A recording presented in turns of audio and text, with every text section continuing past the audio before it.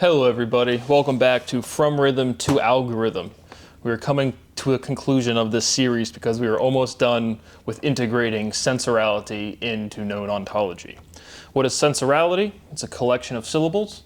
It's based on sensation, and so we're filling out a word family and to arrive at an axiom as well as to produce the form of the next axiom. And so we did a bunch of things. Again, the form of the solution, from rhythm to algorithm. Vibration is this physical base that was solidified in the past. That's why we have all this good vibes only. But vibration physically is a cycle that does not do work. It returns to the same spatial coordinates. And rhythm maximizes the efficiency of objects that move. So we've completely described physically what vibration is and how that's the base. We've built it up to rhythm. And now we have our logical statement, from rhythm to algorithm. And we've isolated this variable. Again, a word is a variable, and it's defined by its context. How is it used in relation with other words? And so, right, algorithm, literally algo from Spanish, something, rhythm, rhythm spelled a little funny, but right, it's based on it. It is what it is our form of all solutions. Sensorality is our specific solution, but now we have some consideration to, again, uniqueness of syllability, the individual syllables, and then uniqueness of words. And so when we have these base words with prefix and suffix, the prefix and suffix is reducible, is modifiable, but like the base word is irreducible. So you have this irreducibility aspect of both syllables and of words themselves. So now we're trying to arrange the syllables of sensorality in a way that produces a complete, unique logical statement and produces a new word. So picking up, we have, again, a dichotomistic pair. What is that? Again, just two words that are related.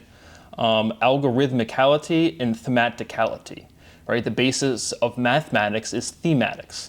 Thematicality, and I kind of cheated a little bit, but if you look at algorithm, that, right, algo, R-I, and then T-H-M-I-C, right, that's thematic. It just is. But I kind of jumped ahead, but we're trying to stuff theme into there. But basically what's happening is we're doing linguistical substitution. We're trying to iterate the word sensorality, and now that we've isolated algorithm as something that's not well defined, we've built up the intuition to say what sensorality is sentient filtration, the choice to censor something. We've talked about why that's spelling with an S versus a C, but now again we're just exhausting every form of these words, and we're replacing algorithm, which isn't well defined, with sensorality, which we've proven to be well defined. And so what is gorrhythmic, right? Algorithmic, chop off the al, and you get gorrhythmic, right? Gorrhythmicality, right? So it's based on gore, right? Sensorality filters gore, and it does. You go watch a movie, and it's a gory scene comes on, or it's got a lot of gore in it, it's PG-17 or mature audiences only or whatever. But we censor gore. And so gore, if you generalize G-O-R-E, the only available spelling is gorality, G-O-R-A-L-I-T-Y. But now once again, we've arrived at this base, right? The form of sensorality, the most fundamental word that you can't reduce is orality, of the mouth. And so gorality, again, has the same base word. It's logically different, and it only modifies by one. Sorality and gorality, obviously different by one letter. So sensorality censors gore. Gore, the base of gore is go. Go is our first verb. Verb is the base of all nouns. Nouns degenerate into verbs. Range degenerates into base. Domain is this word that's used in like a sovereign domain, a jurisdiction, but it really is range. But censoring limits, right? Just in all generality, if you censor something, you're limiting the amount of available information. Soaring is limited, right? The ability to fly, right? Flying is soaring. Momentum soars. The eagle soars. But soaring is limited, meaning you have an escape velocity. You're bounded to a physical system. But there's a phrasing for that, right? Sky's the limit, right? Soaring is limited. Sky's the limit. We talked about, we're again, iterating sensorality and algorithm to show that they're the same thing, right? Algorithm is now based on gore, and sensorality is based on soar, gore and soar, right? And so we're just trying to show that direct linguistical iteration. Logic makes sense, letters preserve logic. When you're reading a word, whether they're talking about our legal discourse or just any presentation of language, everything that you can't say what you don't know, and what has been said preserves meaning. And so logic makes sense, letters preserve logic, and that's consistent with physics. Because that's where sound comes from. Language comes from sound movement. Sensorality is regulatorality. Sensorality regulates. Rhythmic, rhythmic. And now I just have them spelled right. Rhythm, R-H-Y-T-H-M-I-C, and then rhythmic, like algorithmic, R-I-T-H-M-I-C. Because again, the sound is preserved by the letters, but the letters are different. And so rhythmic, lyric, theme, again, just trying to make big logical jumps, not showing every step to connect this because, again, it's not, I don't know if it's obvious or not, but when you look at that THM-icality, that's thematicality, just condensed. Gorrhythmicality is censorious. Gorrhythmic, thematic. Gorrhythmaticality. And I'll just put that one on the screen because it's literally just an amalgamation of algorithm, and you chop off the al, then you have gorrhyth, then you have thematic, gorrhythmaticality. Again, I'm just rearranging the syllables to arrive at this sentence. Because again, this prefix and suffix is like packaging. And it's just like you take it down and then you have the your new theorem, I guess. Thematicality is sensorality. Now, another way, I don't know how to introduce this, but in the same way, if plus normal produces informal, what is another word that relates to gore or is built on gore? Ignore, right? Gore plus in is ignore. Sensorality limits gore, sensorality limits ignorance. Ignore ignorance. Sensorality is ignorant. That's sensorality with a C, meaning my pool table doesn't know anything, right? It doesn't have knowledge. Now, how does knowledge relate to negation, right? Again, it's this built on, obviously, clearly it's built on the same thing as different packaging. What is the relationship between knowledge and declining, negation? No, the word no, I don't want to do that. Speciality is arrogant. Awareness is the opposite of ignorance. Again, another thing that's, again, we're connecting differences that society has already made. Ignorance versus arrogance.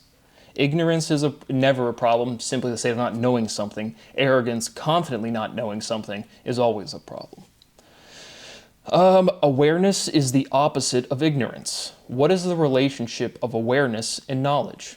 Right? Knowledge a lot of times relates more to like crystalline knowledge is what they'll say, just memorizing facts. But so it's like awareness, what's the relationship of awareness? Means you're, again, aware of it. It's an irreducible word. It has a clear meaning. Consciousness is awareness, and knowledge. And so I guess awareness is just more to sentience, and knowledge is like internalizing information. Not the point. It's just to pose the question, to differentiate the logic. And you clearly know there's a difference. You're like, oh, yeah. That's the point. Again, there's a ton of questions that I pose that I don't return to because they're just not relevant. And this is a whole new math subject, and it's a complete math subject. And it's not like it's the only math subject. But random guess. All guessing is educated. Right? You have that phrase, oh, I made an educated guess. Because things are always physically connected, but nothing's actually touching. We'll get to that in a second. But because randomness doesn't exist, everything is an educated guess. No, you don't have intuition that's not either based off your personal experience or vicariosity. You being a person that can understand that even though this event didn't happen to you, you can internalize or think about the emotional experience or the physical pain or not pain or joy of a given experience. You can live vicariously. You can think about other people's experience. And so all guessing is educated. What is soration? Sorate, vibrate. What is oration? What is oration? We went from soration to oration, right? What is free speech? Speech is oration. Orality is not a sense, right? We're trying to make really rigorous differentiations, but it doesn't really matter because again, the axiom is we're just trying to figure out this stabilizing theorem. because it's not, everything is obvious in hindsight. We're just learning a word. None of this, like, we're not going to derive some one little syllable over here and then it's going to be like this big breakthrough. We're just connecting something. We're going to realize that we're saying some form of sensorality already that's painfully obvious. In the same way, speciality, I'm over there like, what is speciality? And it's like, oh yeah, it's special with an I-T-Y. So again, we kind of have to get to this, like, you know, sortality, right? We showed that bridging of the A. So we got to be so freaking close, man. But taste is oral, taste is touch. And so touch and vision are like our two fundamental senses. Because if you taste something, again, it's a molecule touching your digestive tract or your olfactory cells. Right? Same with smell. Like taste and smell are a form of touch. I forget what the other one is. Let's see if we have it over here. It doesn't really matter. But yeah, hearing, again, hearing is touch, smell is touch, taste is touch. Sight and touch are different. And so that's where we're at there, but orality is not a sense. Like sensation to me, sensorality is input. When you're receiving something, that's when you're sensing something. So to me, I made a big intuitive thing that sensation is your filtration of input information as opposed to output, right? Orality, what is the difference between orality and vocality? Right? If I'm vocalizing something, I'm externalizing it. Orality to me just means of the mouth, like relating to your oral cavity. Could make a lot of jokes there, obviously, but trying to stay more, doesn't matter. but again, orality is to the mouth. Vocality is, vibrating to vocalize. Orality is just the general state of having a mouth. Having an orifice is oral. Why is that the mouth? And why is anal different than oral? Wow, we can make a lot of jokes on that one. But the point being is we're trying, again, we've made these differentiations. Like I have fingers. Right, ing is this fundamental syllable of vibration. Fingers, right? It's like the most generic thing you can think of, I guess. But making differentiations where differentiation needs to be made. Right, you have vocal cords versus your mouth. Right, the mouth, this part, versus your vocal cords, which is through your trachea and your voice box. Or again, I don't know. I don't know why I'm making these differentiations, but they're there in the words and they're relevant to our proof. What is an accordion? Right, you think of that musical instrument, burr, burr, how does that relate to a vocal cord? So what is vocalization? How do you generalize vocalization?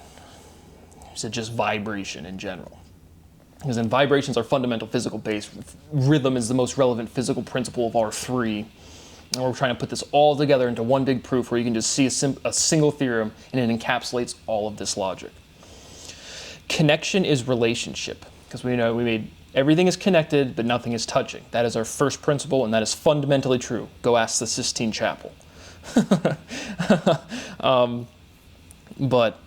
So touch, connection, and then contact. Right? Touch is contact. What is connection? When I hear the word connection, I just think mass gap, discreteness, independence, but we still have rhythmic motion together. When I'm walking down a hallway and I see somebody else, and we're both human beings, and we both go, oop, oop, oop, and we synchronize because rhythm sets timing, and we both have the same, processing speeds, reaction times, and you're in the hallway doing that little dance thing where it's like, what, do I move? Do you move? What are we doing, guys? And so how is that connection, established? How is connection established with discrete independent systems? Again, posing questions where they need to be posed. Vision, vibration. Because again, what's the fundamental difference between seeing and hearing? They're both based on vibration. Vibration is the fundamental physical basis of everything. But vision, what are you doing when you're seeing vision? Like, why is the speed of light the same in all reference frames? And it is. Again, it's just it's internalized properties. When I'm saying R1 is stabilized, the ringing in your ear is the same frequency because it's contained within the physical mass that you are made of. Same with the cosmological microwave background. There are internalized properties of mass. And so what is vision? Speciality is no guts, no glory. Because remember, we're connecting cliches. Ultimately, logically, that's what we're doing. And we're just working out, showing the consistency physically, and trying to isolate something that's not known. Right? The purpose of scientific research is asking a good, poignant question. And so we've built up the answer. The answer is sensorality. And we have to try to find the right question. We're deriving the right question to ask. Because then it'll be redundant, or it'll be rhetorical. Effectively, we're producing a rhetorical question. We'll ask a question, and the direct answer will be sensorality. It'll be asked and answered. Because again, it's a complete proof. We're doing both sides of the equation. I can't really tell you where we're at. But speciality is no guts, no glory. Gore, glory. Connecting it back to sensorality, limiting gore. Sensorality contains speciality, because wanting to differentiate is one aspect of life. Sensorality is glorious. Glory, glorality. Sensorality is glorality. And now again, glory, that's a very, connotated word. And again, most language is inherently neutral. Right? Speciality, the operative word for speciality is differentiation. Speciality differentiates. Sensorality integrates. Again, we're not at the final definition. But glory is a very charged word. So where when we got back to speciality is just differentiation, where it's not necessarily positive or negative. Now we're working out all of the connotation implications. Where clearly for the past 15 episodes, you probably think speciality is a bad thing, but it's not. It's just your desire to differentiate. And sensorality is the opposite of that, and we need to find the direct linguistical form that reduces all of this. Because the entirety, again, if you're just watching this and you're like, where are we at? It's like, I've done this entire process twice completely. Once before anyone knew what was going on when I was like 7. And then publicly since late 2016, up until I forget when speciality was completely done. But basically they have the complete timing of when I introduced this linguistical form, this word, to when it was completely reduced to, I established speciality, and then it was like, oh yeah, it's special with an ITY. And so that's the only remnant from that proof. Again, besides like the emails and me actually doing it, but the logic is contained with speciality is special with ITY at the end. And so that's what we're trying to get to with sensorality, this neutral, whatever the stabilizing theorem is. So thank you for watching, and I will see you on the next one.